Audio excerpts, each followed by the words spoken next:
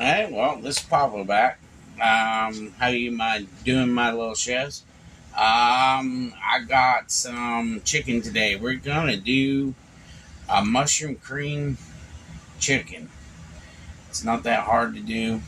It's pretty easy. First, you gotta fry the chicken. Well, par fry the chicken, put it in the oven, let it bake the rest of the way. While that's doing that, you make the mushroom cream sauce. Well, a lot of people use canned mushroom soup. Not me. I make it all homemade. So I'm going to show you how to do that too.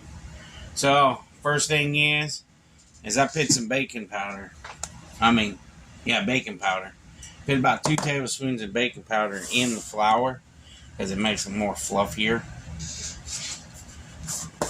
Yeah, there's going to be a lot of ingredients going in this flour. But you can ask everybody here. You can't taste them all.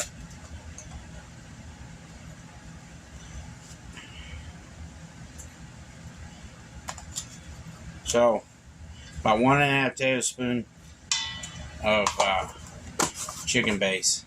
How much flour? I put 3 cups of flour in there. Okay. To me, it looked like 2 cups. What do I know? There's a 1/2 tablespoon of roasted chicken seasoning. This is awesome seasoning, I'm telling you. Kinder's came out with it. I use it in a lot of my chicken. Looks like that. It's awesome. It's one of the awesome seasons they have. One of the new awesome seasons I have got from them. There's a lot of the seasons I really love from them. No, that's not the one that Stephanie sent us. This is the one that he's had. I've been savoring it.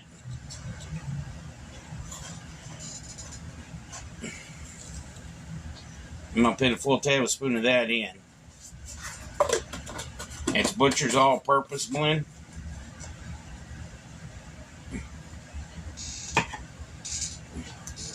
Next thing is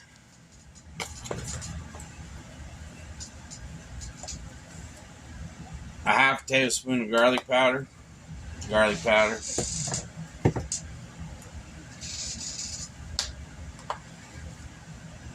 Get this end open.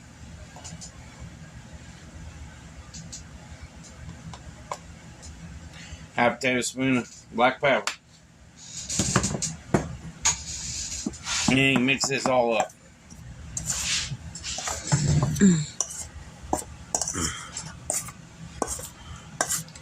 And I got some Italian blend I'm going to put in there to get this mixed up. I'll show you that.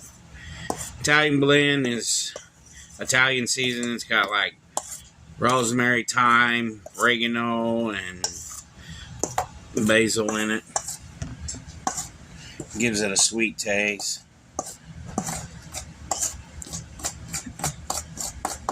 Whoops. Papa just threw it all over himself. He's just throwing food everywhere. Yeah, and on my nice clean floor. Yeah, Mama's been cleaning the house today. I'm destroying it. And I'm feeling it in my back. Well, that's what you do when you're in social media. You gotta clean every day to make sure everybody sees it. Well, see? Nice clean counter. Next thing is... Can't trust our daughter to clean it. She don't want to clean it anymore. She gets mad at us. Anybody can tell me how you got your kids to do stuff? I would love to know. About 1.5 tablespoons of Italian blend. It's Italian blend. You get it at Walmart. We've tried to get her to earn things, earn money. Didn't work. We even got her a tablet. So she earned beyond that. That didn't work. She don't care for it anymore. All she cares about is reading and drawing. But I think that's a good thing because then she doesn't care about electronics all the time. She don't depend on it all the time. Like her brother? Yeah, like a little man. You take it away from him, that's my lifeline. He gets mad at us. Throws things at us. Secret! See? So then you mix this up real good. I'm sorry, I gotta tell you a little bit about my family history. At home. Father's Day weekend. Father's Day this year, we're going out camping. So you guys are gonna really love them videos coming up because it's all about me cooking on open fire. And it's gonna be all nothing but on open fire. We're gonna go out to an old Indian area. It's called Loud Thunder up here. And the site that we are getting is a 2-tent site. Yeah. And we're going to do some videos while we're pretty out far away from bathrooms, but I came up with the solution. Portable toilet. All it is a bucket with the garbage bag inside and a pool noodle on the top. Tie it up and throw it away. Yep. There's garbage cans nearby, but not really a toilet. But when you're camping, you do with what you got. It's part of roughneck camping. That's what we call it. All right, so I got that mixed up. Now it's time to get these digits nasty and dirty. Are you ready, little chefs?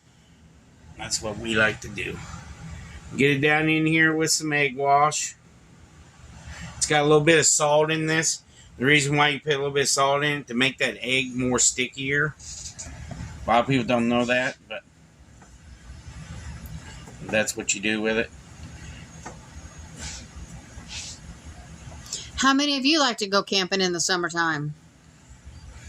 We like tent camping. Mm-hmm. We love tent camping. Getting back with nature.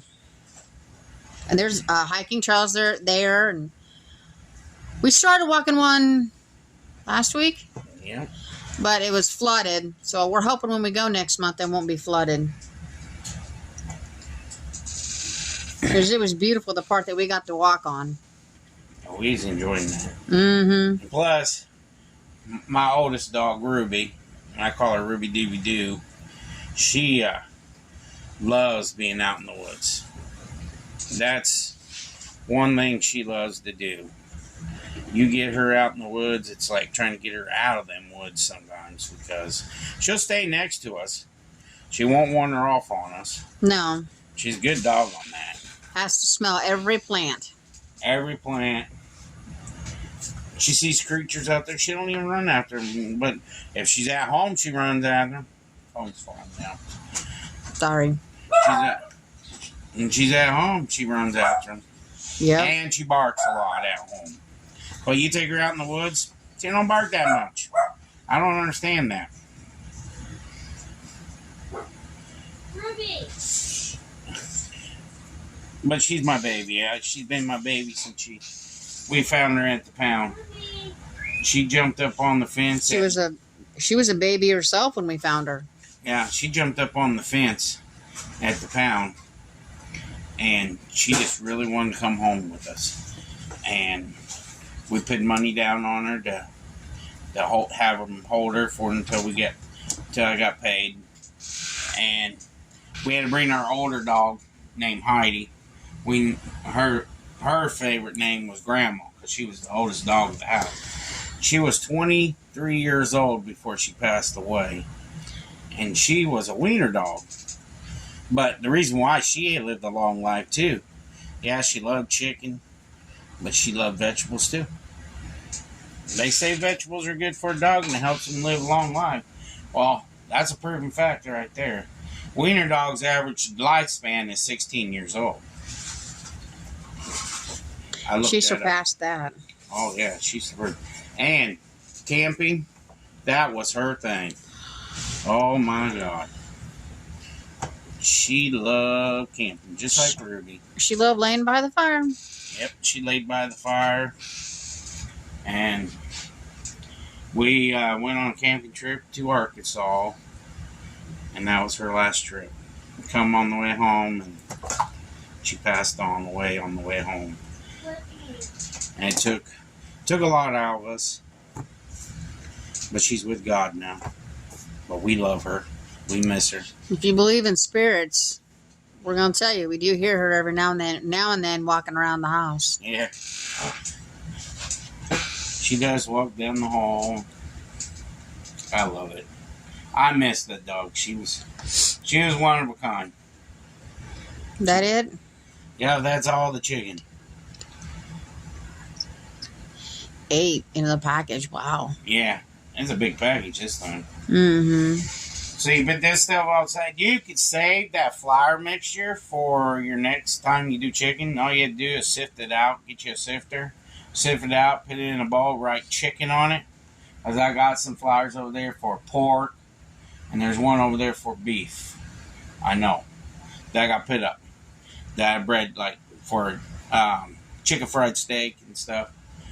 And I got one for pork cutlets and all that other stuff for pork chops, pork steaks. And you wanted me to show you that how I cook pork steaks and pork chops, and I can show you that. The best way to cook a pork chop is, and I'm gonna tell you, is buy you a George Foreman. George Foreman, most juiciest pork chop in the world. Put a little bit of butter on top of it. And then drop that George right down after you season it. Drop that George right down on it and let it cook for like 8 minutes. That's all it takes in our George. And I want to tell you what, it's never dry. It's perfect. So give me a couple seconds. I gotta wash my hands. Yeah, my knee locked up on me today. So I'm walking kind of funny. Sorry. And I made sun tea today, but not in that jar. There's a jar on the other side. It's an old pickle jar. And I put the water in it and the tea bags, and I set it outside in the sun and let it do its thing. And then I bring it in and I put it in the big jug. Works better than trying to carry that big jug out.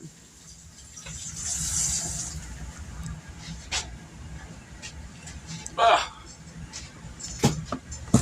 Sorry, guys. Trying to help him. See my mess? I made a mess. Yeah, it's okay. It'll get cleaned up. Okay, so the next venture is the venture over here in the stove once it gets hot. I'm going to wait until that gets hot. And I'll be right back and I'll show you what it looks like after I get done frying. How's that sound?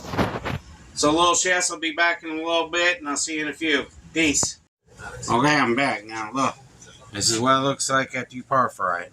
It ain't all the way cooked because it's got to go in the oven for a little bit.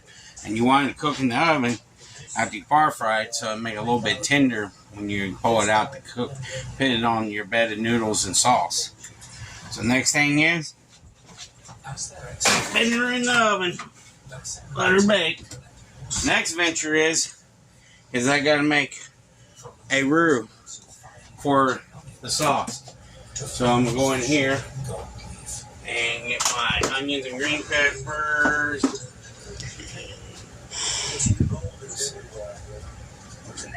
It's hiding from me. Charlie. Where's your mushrooms? I've got some mushrooms up.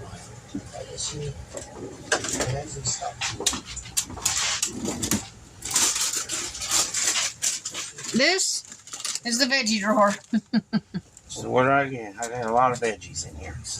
I love my veggies. Veggies and cheese. I love veggies and Bacon grease.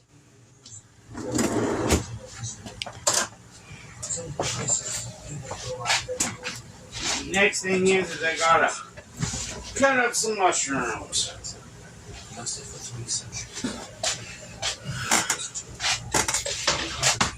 I'm getting over there, guys. Alrighty. How many likes mushrooms and how many don't? I don't.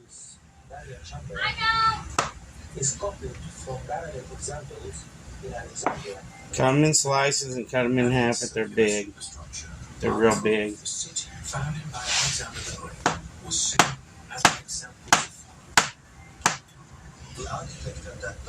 The method of a knife is never be afraid of it. That's the big method about a knife. You never want to be afraid of it. A lot of people are afraid of knives. Oh, they're going to cut you and everything.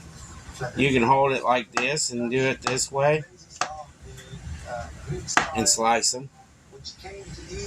Or the other method of cooking is put your knuckles right up against the open face of the blade so you can feel the knife coming by your fingers, and it slowly guides it. And you just take it, cut them in half. You really don't need to be afraid of the knife. A lot of people are. If you're afraid of a knife, you don't want to be in a kitchen, because there's some people who are pretty wicked with a knife. And I've seen it. My old chef, he was docile with a knife. He can show you some tricks with a knife. I wish he was still alive. I would go show you him. Would he agree to be on camera if he was still alive? Oh, yeah. He loves cameras. He's been on camera before. Oh, yeah? Yeah.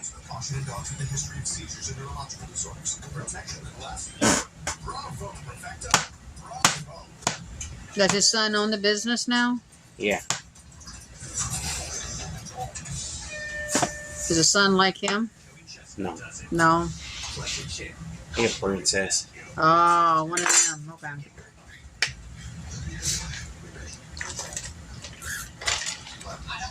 Gotta hydrate. Especially being in the kitchen.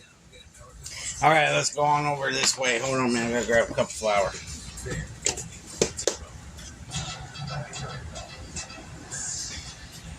Gotta have flour. Let's go over this way and we'll show them what's the next venture.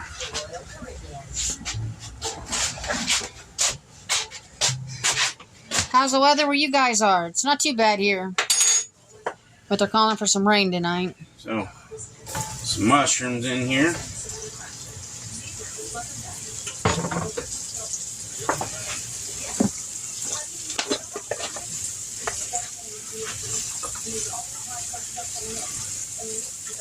Couple handfuls of, I say that's about a half a cup of green onions and peppers mixed together. I'm sorry I don't measure that much. I'm so used to not measuring. I'm trying to get used to it. Half tablespoon of garlic. Turn your flame on medium.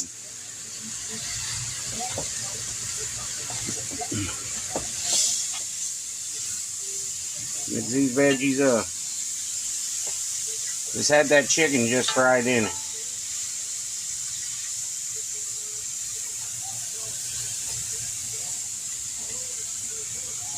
Now you want to add a little bit more bacon grease to it, because we're going to make it like a gravy out of this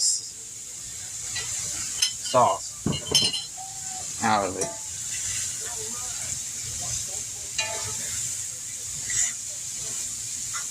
See how all that's mixing together?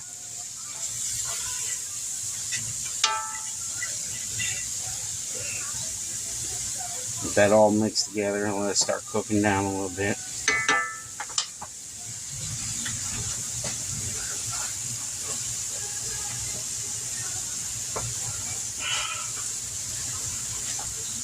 Okay. Now, you already got chicken base on the chicken. You're going to put a little bit in your sauce for this, like a salt content. Because this chicken base ain't salty. And I'm being honest. It's less salt than any base out there. A little bit of garlic powder.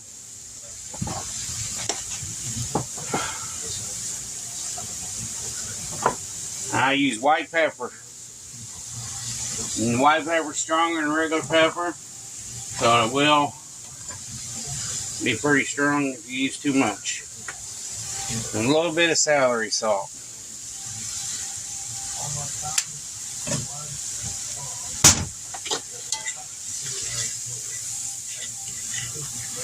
And you start cooking this down.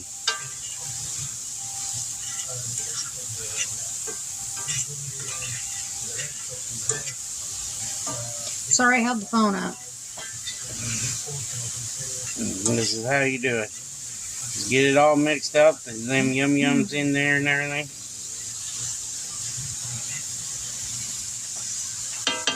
Next thing in, your flour.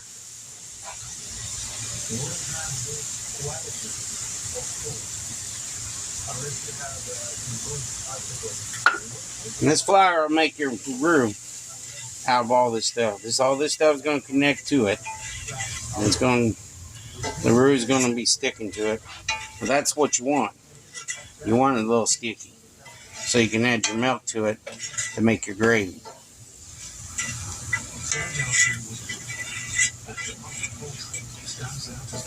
And then really it's going to turn into a mushroom sauce when I get done. All your sauces is like gravy. Then you add your milk.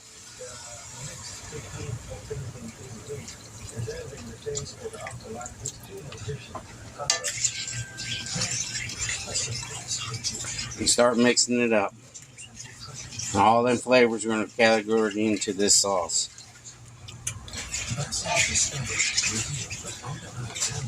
And you're going to let this cook slow. Once you get it all done. Mixed up real good. And that's your cream and mushroom soup, actually. That's making homemade cream and mushroom soup. That's the way I like my cream and mushroom soup.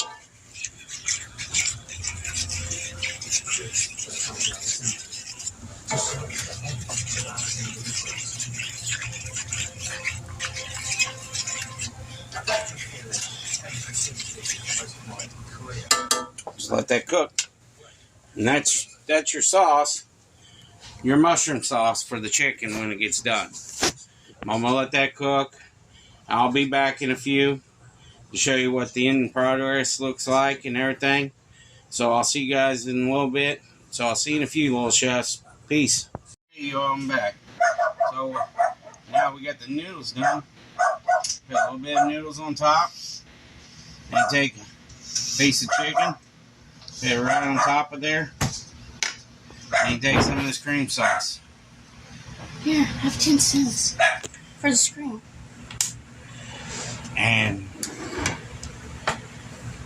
there you go. Show the presentation of it.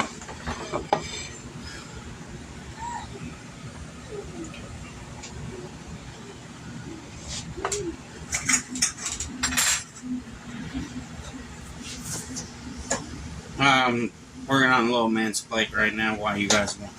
I'm going to tell you guys, try it out, see if you like it, and tell me if you like it or not. Please subscribe. And anybody that ain't subscribed and new subscribers, let me know so I can shout you out. Y'all have a good night, and you take care, little chefs. So have a good night, y'all. Peace.